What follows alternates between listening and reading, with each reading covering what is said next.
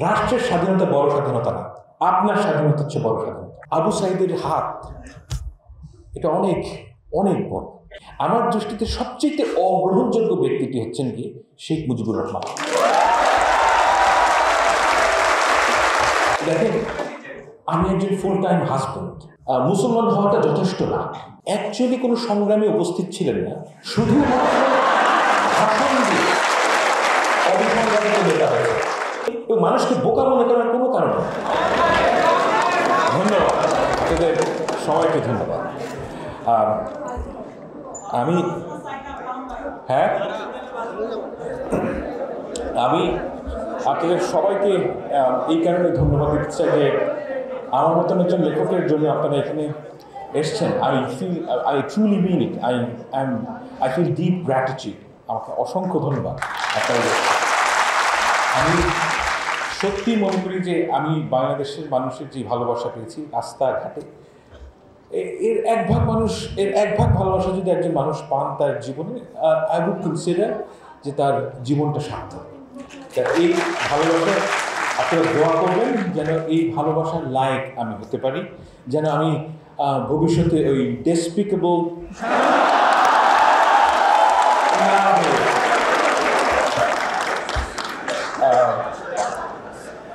এখানে একটা কথা বলার প্রয়োজন যে আমি অনেক জায়গায় খেয়াল করেছি যে আমার প্রসঙ্গে এবং আমাদের সবার প্রসঙ্গে কথা বলতে গেলে একটি অতিরঞ্জন হয়।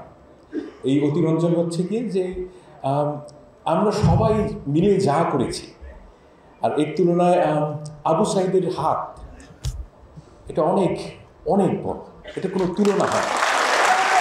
এবং আমি আসলেই মনে করি যে আবু সাইদের সাথে আমাদের নাম উচ্চারিত হওয়াটা ঠিক না।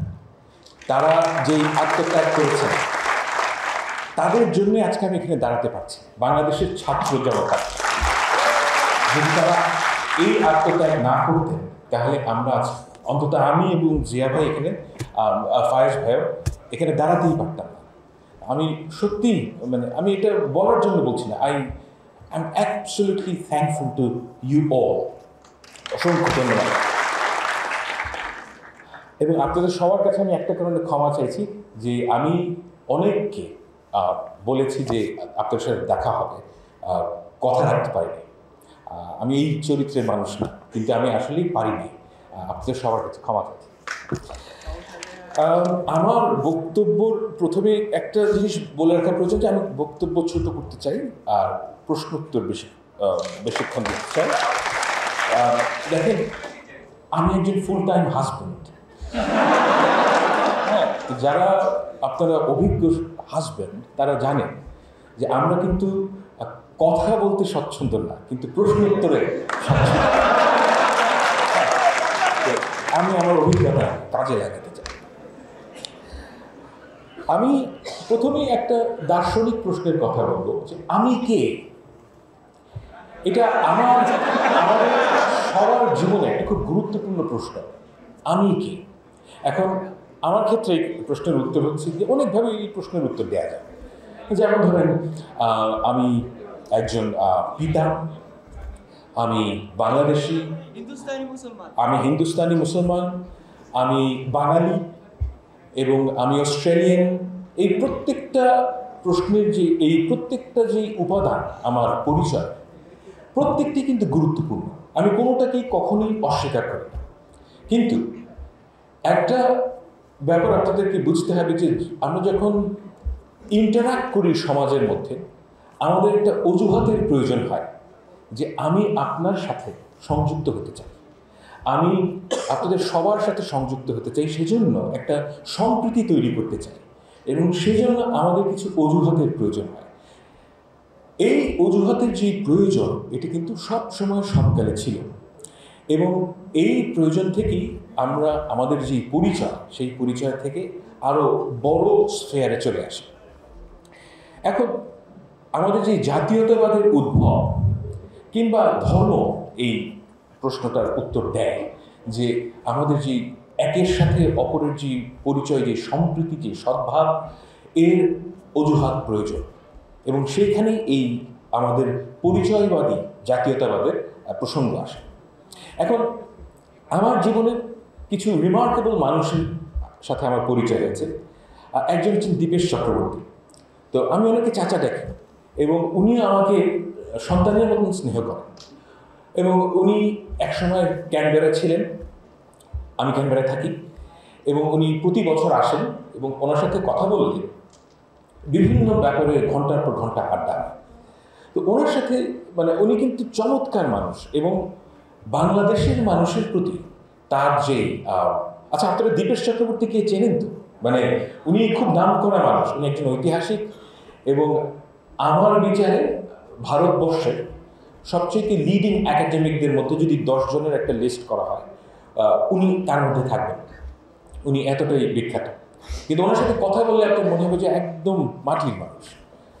তো ওনার সাথে কথা বলে এবং বিভিন্ন পশ্চিমবঙ্গের মানুষের সাথে কথা বলে আমার সবসময় মনে হয়েছে, বিশেষ করে হিন্দু সম্প্রদায়ের মানুষদের সাথে, যে তাদের একটা ধারণা হচ্ছে যে একজন হিন্দু এবং একজন মুসলমান, এই যে উভয়ের মাঝে একটা সম্প্রীতির একটা স্পেস তৈরি হবে, সেই জায়গাটা সেকুলার একটা জায়গা হতে হবে।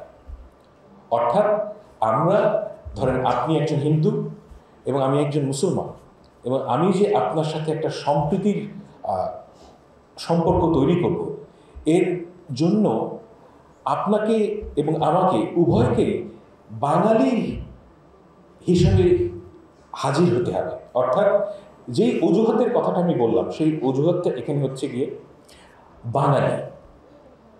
আমি এই প্রবণতা বহু মানুষের মধ্যে দেখেছি এবং এর কারণও আমার কাছে মনে হয়েছে যে এই জায়গাটা কিভাবে তৈরি হলো।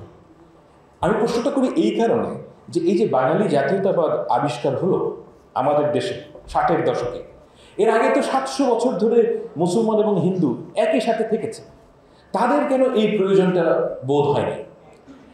এবং এই জায়গায় এসে আমার যে কনক্লুশন সেটা হচ্ছে কি, যে আমরা সবাই বাঙালি মুসলমান এবং হিন্দুর মাঝে যেই একটা সম্প্রীতির যে প্রবণতা অলরেডি আছে, সেই প্রবণতাটা আমরা কখনো গ্রাহ্য করি না। আপনার কিন্তু একটা সেকুলার স্ফিয়ারে গিয়ে হিন্দুর সাথে সদ্ভাব তৈরি করতে হয় না। মুসলমান ধর্মেই এটা আছে, হিন্দু ধর্মেই এটা আছে। মানুষের স্বভাবই হচ্ছে কি এটা, এবং মানুষের একটা প্রবণতা আছে, মানুষের একটা প্রতিভা আছে আরেকজন মানুষের সাথে সদ্ভাব তৈরি করার। এই সদ্ভাবটার এই প্রবণতাকে আমরা অগ্রাহ্য করে 60-এর দশকে আমরা বাঙালি জাতীয়তাবাদের উদ্ভব হয় বাংলাদেশে। এবং এই যে বাঙালি জাতীয়তাবাদের উদ্ভব, সেটা কেন হলো?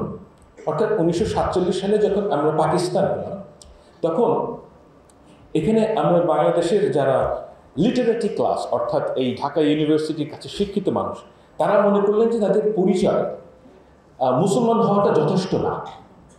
মুসলমান হওয়াটা যথেষ্ট না, কারণ আপনাকে সবসময় মনে করতে হবে যে আমি উর্দুওয়ালাদের চেয়ে আলাদা। এই যে চাহিদা, এই চাহিদার থেকে বাঙালি জাতীয়তাবাদের উদ্ভব হয়। অর্থাৎ এবং আরও অনেক এলিমেন্ট আছে। একটা গুরুত্বপূর্ণ এলিমেন্ট হচ্ছে গিয়ে যে সেই সময়কার যারা শিক্ষিত সম্প্রদায়ের মানুষ, তাদের যে চাইল্ডহুড মেমোরিজ, এটা হেভিলি ডিপেন্ডেন্ট অন কলকাতা। অর্থাৎ কলকাতার সিনেমা তারা দেখেন, কলকাতার বই তারা পড়েন, এবং তাদের কাছে মনে হচ্ছে যে আমাদের এদের মতো হতে হবে এবং এদের মতো হওয়ার চাহিদা। এবং আরও একটা গুরুত্বপূর্ণ এলিমেন্ট আমার কাছে মনে হচ্ছে, সেটা হচ্ছে হিন্দু ধর্মের মানুষদের লিভড এক্সপিরিয়েন্স।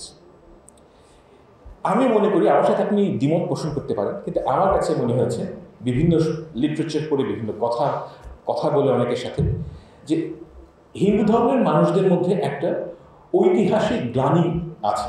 সেই গ্লানিটা তারা বোঝে যে শ্রেণী প্রথা এটা ঠিক না, এটা তারা বোঝেন, এবং এটার একটা ঐতিহাসিক গ্লানি তাদের মধ্যে আছে। এবং এই গ্লানিটার যে প্রশমন, সেটার সম্ভব হয় 1920s-এ, যে তারা মনে করেন যে মানুষ ডিক্লাসড হয়ে যাবে, এবং এই আইডিয়াটা heavily dependent on left lining ideas. এবং সেখান থেকে তাদের বামপন্থার প্রতি তাদের যে আগ্রহ, তারা কিন্তু মানে সত্যিকার অর্থে খালেস দিলে তারা মনে করেছেন যে মানুষ ডিক্লাসড হবে, এবং ডিক্লাসড হওয়ার জন্য, এবং আমরা পূর্ববঙ্গের মুসলমানরা মনে করেছেন এইটা হচ্ছে কি আমাদের রাস্তা। কিন্তু এই কাজ করতে গিয়ে যেই বাঙালি জাতীয়তাবাদের উদ্ভব হয়, জাতীয়তাবাদ কিন্তু পরিচয়ের চেয়ে অধিক। আপনার পরিচয় বাঙালি, এটা আমি কখনোই অস্বীকার করতে বলছি না, কিন্তু জাতীয়তাবাদের মধ্যে আরো অনেক এলিমেন্ট আছে এবং সবচেয়ে বড় এলিমেন্ট হচ্ছে কি রাজনৈতিক। এবং এই রাজনৈতিক এলিমেন্ট কে এই এলিমেন্টটাকে সবচেয়ে কি বলবো এমবডিমেন্টটা কি এই জিনিসের, এই চাহিদার, এই বাঙালি জাতীয়তাবাদ। বাংলাদেশের মানুষদের মধ্যে একটা কমন আন্ডারস্ট্যান্ডিং হচ্ছে শেখ মুজিবুর রহমান হচ্ছেন গিয়ে এই যে বাঙালি জাতীয়তাবাদের যে চাহিদা, যে বাঙালি জাতীয়তাবাদের যে আকর্ষণ, তার এমবডিমেন্ট হচ্ছেন গিয়ে শেখ মুজিবুর রহমান। এবং আমি আপনাদের সবাইকে একটা কথা বলতে চাই, এটা আপনারা সবসময় মনে রাখবেন, যে আপনি যা বলেন, আপনার যে মেসেজ, এই মেসেজের যদি 50% গুরুত্ব হয়, বাকি 50% হচ্ছে কি আপনি কে। অর্থাৎ একটা হারামি কিসিমের লোক যদি ভালো কথা বলে, আপনি কিন্তু সেই কথাটা শুনবেন না। হ্যাঁ, এখন এই জিনিসটা সবসময় মাথায় রাখবেন যে আপনি যেই আদর্শের কথা মানুষকে বলেন, সেই আদর্শ আপনার লিভড এক্সপিরিয়েন্সের মধ্যে থাকতে হবে। এখন বাঙালি জাতীয়তাবাদের কথা বলুন, সবচেয়ে আমার দৃষ্টিতে, আপনারা আমার সাথে একমত হওয়ার প্রয়োজন নেই, আমার দৃষ্টিতে সবচেয়ে অগ্রহণযোগ্য ব্যক্তিটি হচ্ছেন কি শেখ মুজিবুর রহমান।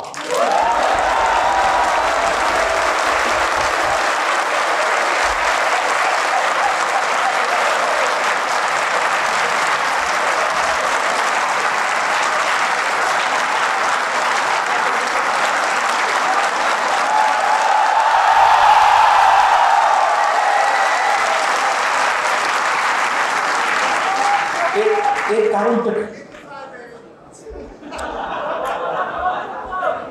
এর কারণটা কি? কারণ হচ্ছে কি, আমি সত্যিকার অর্থে আর কোনো নেতার কথা জানি না পৃথিবীতে, যিনি অ্যাকচুয়ালি কোনো, ধরেন জাতীয়তাবাদী নেতার কথা জানি না পৃথিবীতে, যিনি অ্যাকচুয়ালি কোনো সংগ্রামে উপস্থিত ছিলেন না, শুধুমাত্র ভাষণ দিয়ে অবিসংবাদিত নেতা হয়েছে। না, দিজ আর ফ্যাক্টস, আমি কিন্তু বানিয়ে বলছি না। কারণ আপনি খুব খেয়াল করে দেখেন যে উনি কি 71 সালে উপস্থিত ছিলেন না, এই মানে, এবং ওনার যে কথা এবং ওনার যে চাহিদা, এবং রাইট, এবং উনি যখন ক্ষমতা পেয়েছেন তখন উনি একজন স্বৈরশাসকে পরিণত হয়েছেন, এবং ওনার অপশন ছিল স্বৈরশাসক না হওয়ার, এবং সেটা তিনি হয়েছেন স্বেচ্ছায়, বাদশাহ কায়েম করেছেন। এবং এই ধরনের মানুষকে যখন আপনি একটি আদর্শবাদের, বাঙালি জাতীয়তাবাদ এক ধরনের আদর্শবাদ, এই আদর্শবাদের যারা যদি আপনি পোস্টার বয় করেন, তখন আপনি যে ভুলটা করেন সেটা হচ্ছে আপনি ভুল মেসেজিং দেন। আমাকে যদি আপনি বলেন যে সালাফি ইসলামের মেসেজিং করতে, আমি যদি সেটা করা শুরু করি, সেটা যত ভালো কথাই হোক, আপনারা কেউ সেটা গ্রাহ্য করবেন না। কেন? কারণ আমি সালাফি ইসলাম আমি পালন করি না। অর্থাৎ আমি নামাজ কায়েম করি, আমি একজন মুসলমান, কিন্তু আমি ওই দ্যাট পার্টিকুলার যে ফিলসফি, সেই ফিলসফির সাথে আমার জীবনযাপনের কোনো সম্পর্ক নেই। তাই আপনি আমাকে অবশ্যই, এবং মানুষকে বোকা মনে করার কোনো কারণ নেই। প্রতিটা মানুষ খুব ভালো করে বোঝেন যে একজন মানুষ কি, তার লিভড এক্সপিরিয়েন্স কি, আর সে কি বলে। যখনই এখানে পার্থক্য আসবে, আপনাকে সেই মানুষটি অগ্রাহ্য করবে। বাঙালি জাতীয়তাবাদের সবচাইতে বড় সমস্যা গত 15 বছর আমরা যেটা দেখেছি, সেটা হচ্ছে কি দি আদারিং হচ্ছে কি এরকম, যে একটা খুব ছোট গ্রুপের মানুষ, শেখ হাসিনা এই ধরনের একটা দুর্বৃত্ত পরায়ণ একটা গ্রুপ অফ পিপল, যারা অ্যাবসলিউটলি, যারা সার্বক্ষণিকভাবে মিথ্যা কথা বলেছে। এবং শেখ হাসিনা এমন একজন মানুষ, উনি যদি বলেন যে আজকে শনিবার, আমি ওটাও বিশ্বাস করি। কারণ আমি আসলে মনে করি না যে উনি ওনার অন্ততপক্ষে শেষ 15 বছরের জীবনে, মানে অর্থাৎ লাস্ট 15 ইয়ার্স, উনি কোনো একটা দিন একটাও মিথ্যা কথা বলেন না। এরকম কোনোদিন আমার মনে হয় যায় না। অ্যাবসলিউটলি প্যাথোলজিক্যাল লাই।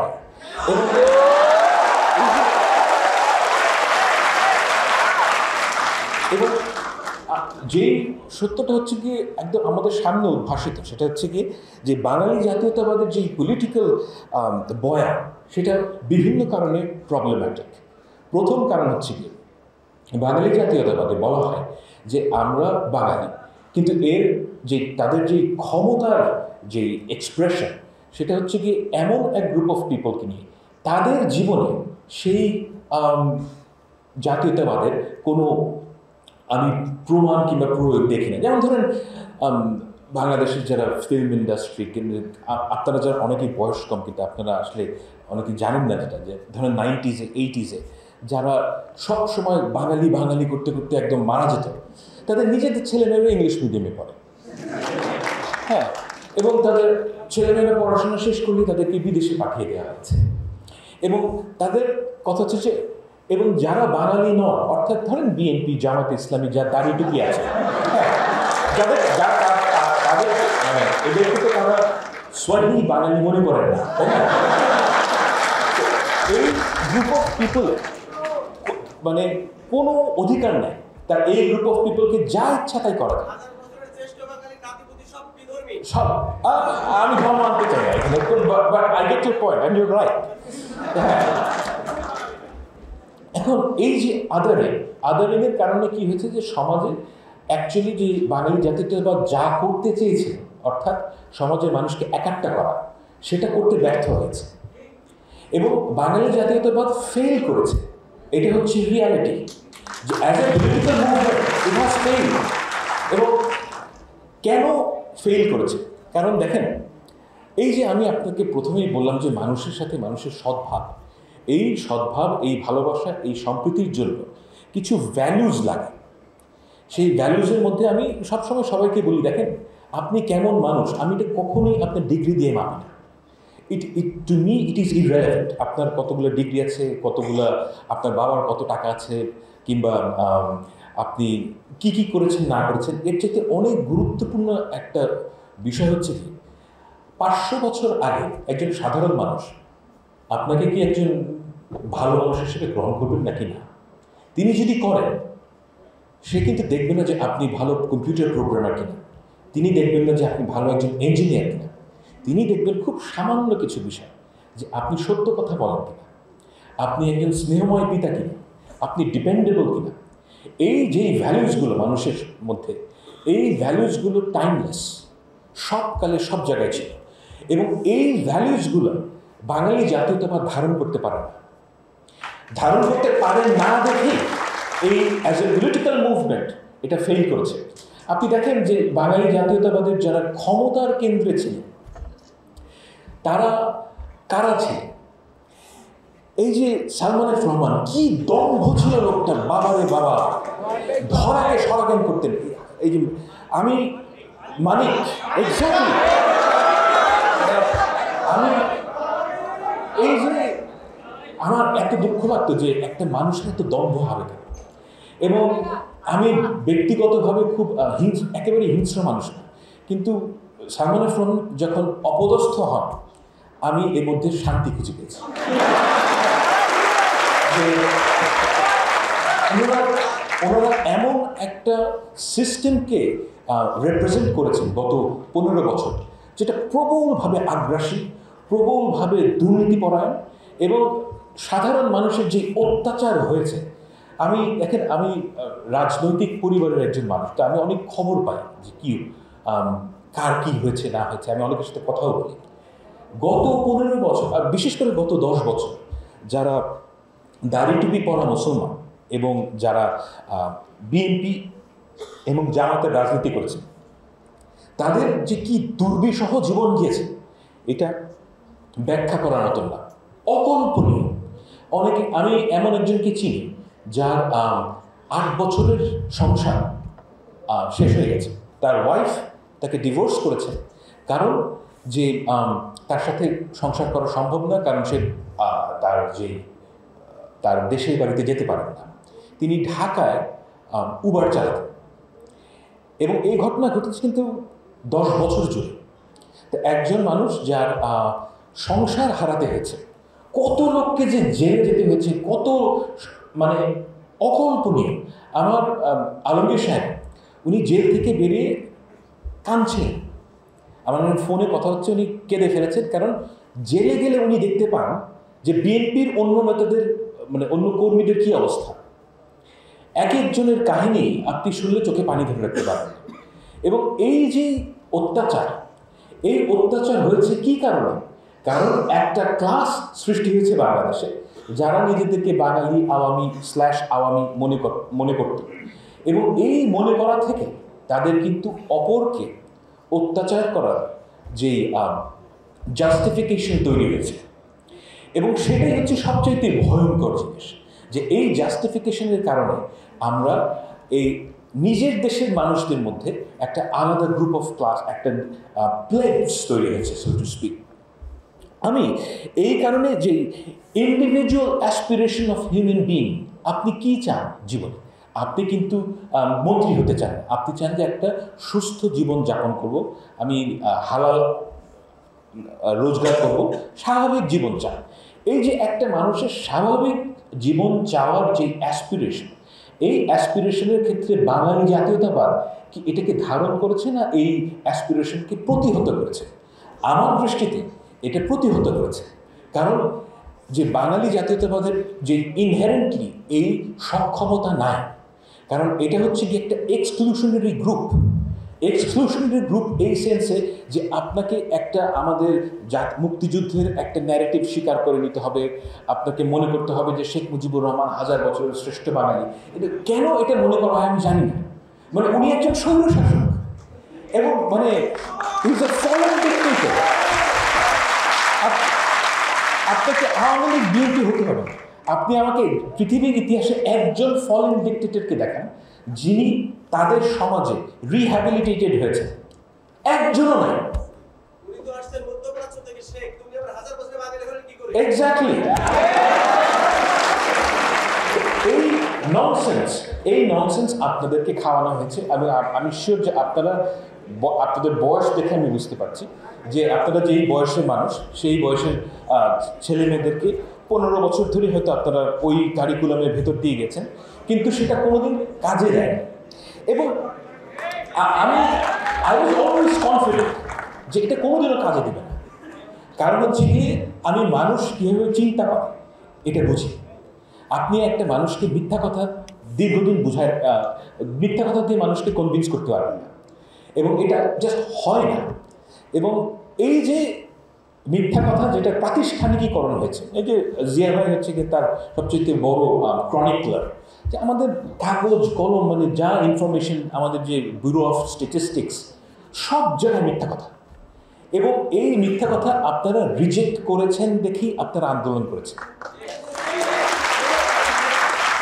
এবং আমাদের এখন প্রশ্ন হচ্ছে যে এই যে বাঙালি জাতীয়তাবাদ, এটার ভবিষ্যৎ কি? দেখেন, আমি আপনাকে কখনোই অস্বীকার করতে বলি না যে আপনি একজন বাঙালি, অবশ্যই আপনি বাঙালি। আমি গণতন্ত্রে বিশ্বাস করি। আই ডিপলি ফিল যে আপনার যদি বাঙালি হিসেবে আপনার কোনো কাজ করতে ইচ্ছা হয়, আপনি অবশ্যই তা করবেন। এবং যে ইসলামের কারণে যে কাজটা করতে চায় তাকে অবশ্যই করতে দিতে হবে। এবং এই করতে দিতে না দিলে কী হয়, এর বিপদ আপনাদের জানা আছে। যে আমার আন্ডারে একটা ছেলে কাজ করে, সে ইরানিয়ান, এবং সে কিন্তু আমার চেয়ে কোরআন হাদিস বেশি ভালো জানে। এবং তার সাথে কথা বলতে গেলে আপনি বুঝবেন যে সে অ্যাকচুয়ালি ইসলাম পালন করে না তা না, এনিথিং রিলেটেড উইথ ইসলাম সে ঘৃণা করে, অ্যাবসলিউটলি ঘৃণা করে সে। এবং আপনারা যখন ইরানিয়ানদের সাথে আপনার পরিচয় হবে, আপনি দেখবেন যে অধিকাংশ শিক্ষিত ইরানিয়ান, যেই মেয়েটা মাথায় কাপড় দিচ্ছে, সেও ইসলাম সম্বন্ধে অ্যাবসলিউটলি অ্যাডভার্সারিয়াল পজিশনে চলে যায় এবং তারা ঘৃণা করে। এর কারণটা কি? দেখেন, মানুষকে যখন আপনি চাপায় দেবেন তখন সে ওই জিনিসটা পছন্দ করতে পারে না, সে ওইটার যে বিউটি, সেই বিউটি কোনোদিন অনুভব করতে পারে না। এবং এই বিপদটা আমাদের মধ্যেও আছে। যে আমি একটা কথা বলি, যেমন ধরেন আপনারা অনেক মেয়েকে চিনেন যারা হয়তো মাথায় কাপড় দেন না, যারা হয়তো স্লিভলেস ব্লাউজ দেন। এখন আপনাদের মধ্যে একটা প্রবণতা হবে, এখন যেহেতু আওয়ামী লীগের পতন হয়েছে যে একে ঠিক পথে আনতে হবে, রাইট? এখন আপনি যদি মনে করেন যে কোনটা ঠিক পথ, বাই অল মিনস তাকে গিয়ে আপনি তাকে কনভিন্স করার চেষ্টা করেন। অ্যান্ড এটা আল্লাহ তাআলার সাথে আপনার সম্পর্ক এবং আপনি তাকে চেষ্টা করবেন। কিন্তু যখনই আপনি তাকে প্রেশারাইজ করুন, তখন আপনি আসলে কি ক্ষতি করেন? যে ওই মেয়েটার যে স্পিরিচুয়াল জার্নি, সেই জার্নিটা আপনি তার থেকে কেড়ে নেন। অর্থাৎ যে ওই মেয়েটি হয়তো এখন যেভাবে আছে, সে তার বয়স কম, সে অনেক কিছু বোঝে না, কিন্তু তার যে একটা জার্নি ছিল, যে সে ধর্মটা আসলে ভালোবাসা, এসেনশিয়ালি যে আল্লাহর প্রতি তার যে ভালোবাসা, সেটা তার এক একজনের ডিসকভার করতে এক এক সময় লাগে। এটা হচ্ছে গিয়ে জীবনের বাস্তবতা। আমি 18 বছর বয়সে যা বুঝতাম, এখন তার চেয়ে অনেক ভিন্নভাবে জিনিস বুঝি। 18 বছর বয়সে আমার একটা বাচ্চা মেয়ের প্রতি আমি সেই ভালোবাসা বোধ করতাম না, যেটা আমি আমার মেয়ের প্রতি করি। আপনাদের প্রত্যেকেরই একটা ইন্ডিভিজুয়াল জার্নি আছে, এবং এই যে জার্নি, এই যে একটা স্পিরিচুয়াল জার্নিও আছে, যে আপনি আল্লাহর প্রতি যে আপনার ভালোবাসা, সেই ভালোবাসাটা যতক্ষণ না পর্যন্ত আপনি যেতে পারছেন, ততক্ষণ পর্যন্ত আপনি এই পৃথিবীর যে বাস্তবতা, সেটা আপনি একভাবে দেখবেন। এবং আপনি যখন একজন মানুষকে চাপিয়ে দেন, তখন যেই সমস্যাটা তৈরি হয়, সেটা হচ্ছে যে তার যে জার্নিটা, সেটা আপনি রব করলেন। ইয়েস, আপনার ভালো লাগবে যে সে মাথায় কাপড় দিচ্ছে, সে হিজাব করছে, কিন্তু এতে তার কিন্তু কোনো লাভ হবে না। এবং এই ঘটনাটা আমি দেখেছি। এবং আমাদের যে এখন রেভলিউশনারি জিল, আমি কেন ভয় পাই এই জিনিসটা, যে রেভলিউশনারি জিল থেকে আপনাদের মধ্যে 6 মাস পরে কিংবা 1 বছর পরে আপনি যেটা মনে করবেন যে আপনার জন্য যেটা ঠিক, সেটা অপরকে ওই জায়গায় আনতে হবে। এই যে আপনার চাহিদা, এই চাহিদাটার সম্বন্ধে আপনাদের কিন্তু সবসময় সজাগ থাকা উচিত, যে এই চাহিদা এটা ডেঞ্জারাস। এবং এই চাহিদার থেকে, দেখেন, আমি যখন বাংলাদেশের কথা চিন্তা করি, আমার কাছে মনে হয় যে সবচেয়ে প্রথম কাজ হচ্ছে কি, রাষ্ট্র যেন আপনার মাথায় চেপে বসতে না পারে। এটা হচ্ছে কি আমার প্রথম দেখার বিষয়, যে রাষ্ট্র যদি আপনার মাথায় চেপে না বসে, রাষ্ট্র যদি আমাকে বলে যে 5 ওয়াক্ত নামাজ পড়তে হবে, আমি ওইটার এগেইনস্ট। কারণ রাষ্ট্রের এই এখতিয়ার থাকা উচিত না যে আপনাকে কি করতে হবে। আপনার যে রাষ্ট্রের কাজ হচ্ছে লিগাল কোড নিয়ে, অর্থাৎ আপনি কি করতে পারবেন না, এসেনশিয়ালি স্পিকিং। এখন রাষ্ট্র যখন বলবে যে তুমি এটা করতে পারবে না, ওটা করতে পারবে না, এর মধ্যে অনেক কিছু কিন্তু আসলেই ইট মেক সেন্স, এবং আপনি এটা মানেন যে তুমি এই রাস্তায় 120 কিলোমিটারের উপরে গাড়ি চালাতে পারবে না, ইট মেক সেন্স, অ্যাক্সিডেন্ট হবে না, আপনি এটা মানেন। কিন্তু রাষ্ট্র যখন বলবে আপনাকে যে তোমাকে এটা করতে হবে, this two are different things. আমার কথা হচ্ছে যে রাষ্ট্র কখনোই আমাকে বলতে পারবে না যে তোমাকে কি করা উচিত। ও রাষ্ট্র যদি বলে যে তোমাকে ভাত খেতে হবে, আমি ওটার এগেইনস্টে। কারণ সে আমাকে এসেনশিয়ালি কি করতে হবে এই নির্দেশ রাষ্ট্র দিতে পারবে না। এবং আপনাদের এই মাইন্ডসেটটা দরকার, যে কি করতে হবে এই জিনিসটা অন্যরা ঠিক করে দেবে না। আপনি অনেক ভুল করবেন, এখানে এই দেশে অনেক মানুষ খুব একটা ব্রিলিয়েন্ট না, তারা অনেক ভুল করবে, দ্যাটস ওকে। সেই ভুলটা আপনার অভিজ্ঞতা হবে। কিন্তু রাষ্ট্র যদি একটা ভালো কাজ আপনার মাথার উপর চাপায় দেয়, আপনি ওই ভালো জিনিসটার মধ্যে ভালোত্বটা কি, এটা কোনোদিনও আপনি রিয়েলাইজ করবেন না। এখন এইরকম পরিস্থিতিতে যেই ঘটনাটা অ্যাকচুয়ালি ঘটে, সেটা হচ্ছে রাষ্ট্র যখন একটা ন্যায়ের মধ্যে থাকে, অর্থাৎ রাষ্ট্রের মিনিমাল ল থাকা উচিত, এবং সেই ফ্রেমওয়ার্কের মধ্যে আপনি কার সাথে কি সদ্ভাব তৈরি করবেন, দায়ভার আপনার। ওই সময় কিন্তু মানুষের মধ্যে ট্রুলি সাম্প্রদায়িক সম্প্রীতি তৈরি হয়। সাম্প্রদায়িক সম্প্রীতি আমাদের লক্ষ্য না। সাম্প্রদায়িক সম্প্রীতি হচ্ছে কি একটা byproduct of law and order. আপনার সমাজে যদি জাস্টিস থাকে, তাহলে একজন হিন্দুকে শিখাই দিতে হবে না যে কীভাবে মুসলমানের সাথে সম্প্রীতি তৈরি করতে হয়, সে এটা এমনিই তৈরি করবে। এটি মানুষের প্রতিভা, এইভাবেই মানুষের এভলিউশন হয়েছে। এবং এই কাজটার জন্য আমি মনে করি যে বাঙালি জাতীয়তাবাদ হচ্ছে কি ইউনিকলি ডিসকোয়ালিফাইড, যে তারা এই কাজটা করতে পারে না। যখনই আপনি এই বাঙালি জাতীয়তাবাদের দোহাই দিয়ে সাম্প্রদায়িক সম্প্রীতির কথা বলবেন, তখন যেই ঘটনাটা আসলে ঘটে সেটা হচ্ছে কিছু মুসলমান মেয়ে সিঁদুর দেবে, তারপর মানে পূজার দিনে সিঁদুর দেবে, আবার কিছু হিন্দু ঈদের দিনে ঈদ মোবারক বলবেন। এগুলো তো সারফেসের জিনিস। এটা কিন্তু আসলে সম্প্রীতি না। সম্প্রীতি হচ্ছে গিয়ে ট্রু ভালোবাসা। আমি যখন কোনো হিন্দুর সন্তানকে দেখি, আমি কিন্তু কিংবা খ্রিস্টানের সন্তানকে দেখি, আমার কিন্তু কখনোই মনে হয় না যে এটা খ্রিস্টানের সন্তান কিংবা হিন্দুর সন্তান। আমি দেখি একজন বাবা হিসেবে, আমি একজন বাবা আর এটা একজন সন্তান। এই যে মনোভাব কিন্তু মানুষের মধ্যে, এটা কিন্তু কোনো অ্যাডভান্সড কিংবা সফিস্টিকেটেড মনোভাব না। এই মনোভাবটা মানুষের মধ্যে সবসময় ছিল। বাঙালি জাতীয়তাবাদ এসে আপনাকে বুঝিয়েছে যে এই মনোভাব যথেষ্ট না। যথেষ্ট কি, আপনাকে ওই সেকুলার স্পেসে যেতে হবে। এবং আপনার মধ্যে তো ওই সেকুলার স্পেসের কোনো নিড ছিল না কোনোদিন। তখন আপনাকে মনে হচ্ছে যে বিশেষভাবে অ্যাক্ট করলে আপনার সমাজে সহি হিসেবে আপনি আবির্ভূত হবেন। কিন্তু এটা হয় না, এটা ফেল করেছে এবং এটা বারে বারে ফেল করবে। একজন হিন্দুকে হিন্দু ধর্ম ছেড়ে মুসলমানের সাথে সম্প্রীতি তৈরি করতে হবে না।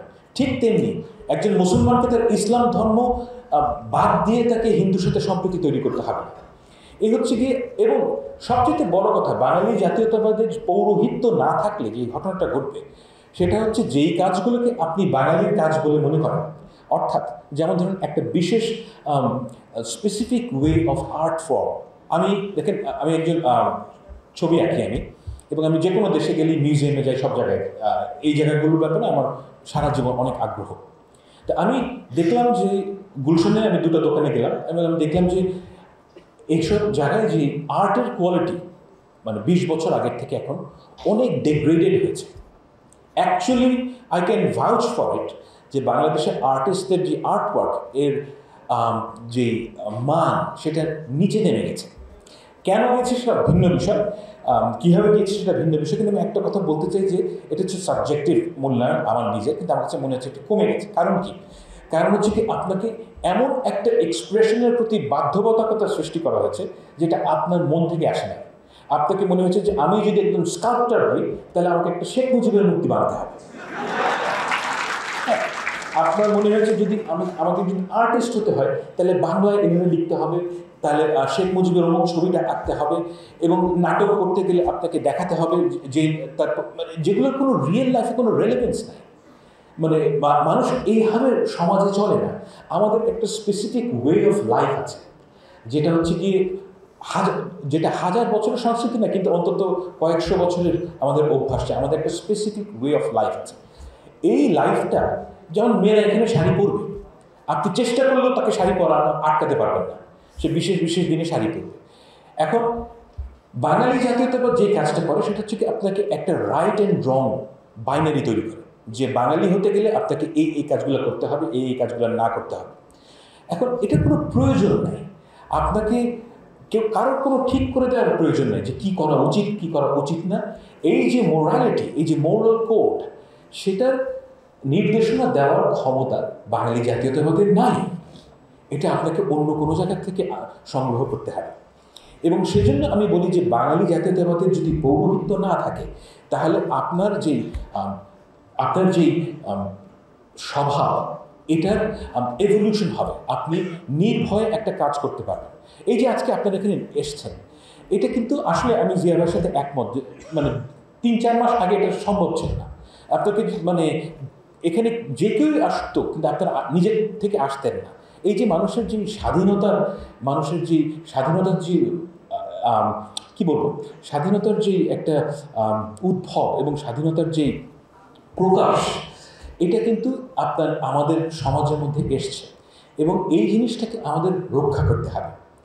এবং সেজন্য আপনাদেরকে প্রত্যেককে নিজ নিজ জায়গায় you have to be very certain about it, যে এই যে আমাদের সন্তানরা যারা আমাদের জন্য তাদের জীবন দিয়েছেন, তাদের যেই সবচেয়ে বড় জিনিস কিন্তু মানুষের জীবন, সেই জীবন তারা দান করেছেন এবং তার যে নির্ভীকভাবে জীবন দান করেছেন, এটা একটা মূল্য আছে। এই মূল্যটা আপনাদেরকে ঠিক করতে হবে এবং এই মূল্য আমাদেরকে রক্ষা করতে হবে। এবং এই রক্ষা করার সবচেয়ে প্রথম কাজ হচ্ছে গিয়ে আপনি যা সত্য মনে করেন সেই সত্যের পক্ষে থাকবেন। সকল ধরনের যে ফ্যাসিজম এর শুরু হয় মিথ্যা থেকে, এবং এই মিথ্যা আপনাদের পরিহার করতে হবে। মিথ্যায় পার্টিসিপেট করেন না। মিথ্যায় পার্টিসিপেট না করলে আপনার সবসময় সত্যের পথে, মানে সত্যকে একসেপ্ট করলে আপনার অনেক ক্ষতি হবে, কোনো সন্দেহ নেই। কিন্তু সেই ক্ষতিটা এরকম না যে হেলিকপ্টার করে পালিয়ে যেতে হবে। যে এই মানুষের জীবনে এই জিনিস, এবং আমি সবসময় মনে করি, আমি মনে করি যে আমার 60 বছর বয়সে আমি যদি আমার মেয়ের সামনে দাঁড়াতে পারি, I would consider to be a successful man. আমি কিন্তু আসলেই ওই কেয়ার করি না যে কে কী বললো না বললো, কী পুরস্কার না করলো, এগুলো আমার কাছে ইমেটেরিয়াল, অ্যাবসলিউটলি ইমেটেরিয়াল। কারণ end of the day doesn't matter. যেটা অ্যাকচুয়ালি ম্যাটার করে সেটা হচ্ছে আমার মেয়ে আমাকে কীরকম মানুষ মনে করে। এবং এই ঘটনাটা আপনারা এখন অনেক ইয়াং, আপনাদের হয়তো এখনও সন্তান হয়নি, ভবিষ্যতে হবে, আমি আল্লাহর কাছে দোয়া করি। কিন্তু যখন হবে তখন আমিন। এখন এই মানে শুভকামনা থেকে আমি আপনাদেরকে সবসময় একটা কথা স্মরণ করিয়ে দিতে চাই। আমি আগেও বলেছি, এখনও বলছি, যে সব ধরনের যে ডেভিয়েশন আমাদের সমাজে শুরু হয়, এই ডেভিয়েশনের প্রথম স্টেপটা, নানান ধরনের ডেভিয়েশন সমাজে হয়, কিন্তু প্রথম স্টেপটা হচ্ছে গিয়ে শিক্ষিত মানুষ যখন মিথ্যায় পার্টিসিপেট করে, এটার যে সুদূর প্রসারী যে প্রভাব কত, এটা আপনি কল্পনাও করতে পারবেন না। যেমন আমাদের শিক্ষকরা, ঢাকা বিশ্ববিদ্যালয়ের শিক্ষকরা বছরের পর বছর মিথ্যা কথা বলে গেছে। আপনাদের ঢাকা ইউনিভার্সিটির টিচাররা এক একজনের, আমি একটা ঘটনা মনে করি, না, আমার একজন শিক্ষিকা ছিলেন, আমি এই বিশ্ববিদ্যালয়ে পড়াশোনা করেছি, আমি একজন নাম বলছি না, তো উনি হ্যাঁ তো উনি যখন আমি ছিলাম তখন কিন্তু উনি একজন অ্যাভারেজ খারাপ শিক্ষক ছিলেন। হ্যাঁ, মানে অন্য খারাপ শিক্ষকরা যা করেন উনি তাই করতেন। হ্যাঁ, কিন্তু উনি হিংস্র ছিলেন না, এবং আমি এটা বলবো যে উনি একজন ভদ্রলোক ছিলেন। হ্যাঁ, কিন্তু আমি পরে শুনি কি যে 2-3 বছর আগে শুনি যে উনি একদম ভয়ানক শেখ হাসিনার মতন হয়ে গেছে। হ্যাঁ, মানে খাতাটা পরীক্ষার হলে কাউকে পছন্দ না হলে খাতা টেনে নেবেন, ছিঁড়ে ফেলবেন খাতা, এই ধরনের হিংস্র কাজ করা শুরু করেছে। তা আমি কিন্তু সবসময় ভাবতাম যে এই যে ট্রান্সফরমেশনটা কীভাবে সম্ভব। উনি তো এরকম মানুষ ছিলেন না আগে। তো এটার দুটো ব্যাখ্যা আছে। একটা ব্যাখ্যা হচ্ছে কি যে আমি তখন তাকে চিনতে পারিনি, তিনি তখনও তাই ছিলেন, কিন্তু তার যে প্রতিভার স্ফুরণ ঘটে নাই। কারণ তার যে প্রতিভার স্ফুরণ ঘটার জন্য যে পরিবেশ দরকার ছিল সেটা তার সময় ছিল না। এটা হচ্ছে একটা ব্যাখ্যা। আর দ্বিতীয় ব্যাখ্যা হচ্ছে কি যে এই 15 বছরে সমাজ তাকে এরকম হিংস্র, মানে তার যে প্রফেশনাল সমাজ অর্থাৎ ঢাকা বিশ্ববিদ্যালয়ের পরিবেশ তাকে হিংস্র করে তুলেছে। দুটোই একই সাথে সত্য হতে পারে, এগুলো মিউচুয়ালি এক্সক্লুসিভ না। কিন্তু এই জায়গায় পৌঁছানোর জন্য আপনার প্রথম যেই বিষয়টা আপনাকে একমত হতে হয় সেটা হচ্ছে কি যে আপনার নিজের সম্বন্ধে একটা ইনফ্লেটেড ধারণা তৈরি করতে হয় যে আমি সামবাদি। এখানে আমরা কেউই সামবাদি না। আমরা সবাই মারা যাওয়ার 30 বছরের পর আই ডোন্ট থিঙ্ক এখানে এমন কেউ আছে যাকে এই পৃথিবী মনে রাখবে। আমি অলমোস্ট সার্টেন অ্যাবাউট ইট যে ধরেন 10-15 জন লোক হয়তো মনে রাখবেন, না মনে রাখার সম্ভাবনাটাই বেশি। কিন্তু আপনাকে এই পৃথিবীতে জীবন ধারণ করার জন্য একটা ইনফ্লেটেড আইডিয়া অ্যাবাউট ইয়োরসেলফ তৈরি করতে হয়, যেটা হচ্ছে এসেনশিয়ালি একটা মিথ্যা কথা। এবং এই মিথ্যা কথাকে জারি রাখার জন্য আপনাকে আরও অনেক অ্যাসোসিয়েটেড মিথ্যা কথা বলতে হয়, যেটা বাংলাদেশে আমি খেয়াল করেছি যে সবার নিজের সম্বন্ধে একটা খুবই ইনফ্লেটেড ধারণা আছে যে আমি সামবাদি। এবং এটা কিন্তু ক্ষতিকর, এটা দীর্ঘমেয়াদী ক্ষতিকর এই কারণে যে আপনি আপনার নিজের সম্বন্ধে এমন এক্সপেকটেশন তৈরি করেন যেটা সমাজে জারি রাখা সম্ভব না। অর্থাৎ আপনি যদি মনে করেন যে আমি যদি আপনি মনে করেন যে আমি ঐশ্বরিয়া রায়, রাইট, তাহলে ঐশ্বরিয়া রায়ের মতন আপনাকে সাজগোজ করতে হবে। হ্যাঁ, অ্যাডেড এক্সপেন্স, এবং ওইরকম সাজগোজ করতে হলে প্রতিদিন আপনাকে বাইরে বেরোনোর আগে 1 ঘন্টা সাজগোজ করতে হবে। তো এগুলো কিন্তু আপনি নিজের উপর চাপিয়ে দিচ্ছেন, এবং প্রতিটা জায়গায় আপনাকে একটা ইমেজ মানুষের সামনে প্রকাশ করতে হবে। এই ইমেজ থেকে বাঁচার জন্য সবার আগে যে প্রথম জিনিসটা আপনাদের মনে রাখা উচিত যে আমি মিথ্যায় পার্টিসিপেট করব না। মিথ্যায় পার্টিসিপেট না করলে আপনি নিজেকে নিয়ে কন্টেন্ট থাকবেন যে আল্লাহ তাআলা আমাকে যা বানিয়েছে দ্যাটস ওকে, আমার মধ্যে হয়তো এই গুণটা নাই, I will try my best to achieve it, I am not a good writer, I will work for it. কিন্তু মিথ্যায় পার্টিসিপেট করলে আপনার জীবন মানে সমাজ তো বটেই, আপনার নিজের জীবনও ধ্বংস হবে। আমি মনে করি যে আমাদের এই যে বাঙালি জাতীয়তাবাদের যে ভবিষ্যৎ, সেখানে যে ঘটনাটা ঘটবে সেখানে হচ্ছে যে আমাদের যে জাতীয়তাবাদ থেকে যে political aspect, political side of Bengali জাতীয়তাবাদ, এটা রিভাইভ করা সম্ভব না। কারণ হচ্ছে কি যে আপনাদের যাদের অভিজ্ঞতা, আপনাদের সবার বয়স হয়তো বেশিরভাগের বয়স অন্তত 30-এর নিচে, আপনাদের আগামী 30 বছর পর্যন্ত মনে থাকবে যে এই বাঙালি জাতীয়তাবাদের কারণে আপনাদের জীবনে কি বিপর্যয় নেমে এসেছিল। এবং এই কারণে আমি মনে করি যে বাঙালি জাতীয়তাবাদের যে রাজনৈতিক ভবিষ্যৎ, আমি মনে করি না তেমন কোনো রাজনৈতিক ভবিষ্যৎ আছে। কিন্তু এই রাজনৈতিক ভবিষ্যৎ না থাকাটা আমি এটাও মনে করি যে বাঙালির জন্য ভালো। কেন ভালো? আমি একটা ছোট্ট প্রশ্ন করতে চাই আপনাদের যে সবাইকে। আমাদের 2024 কিছুক্ষণের জন্য ভুলে যায়, ঠিক আছে? 2024 আমি ভুলে যাচ্ছি। বাঙালি জাতি মানে এই ভূখণ্ডের মানুষের ইতিহাসে 1971 সাল হচ্ছে গিয়ে সবচেয়ে গুরুত্বপূর্ণ বছর। দ্বিতীয় গুরুত্বপূর্ণ বছর কোনটা? না,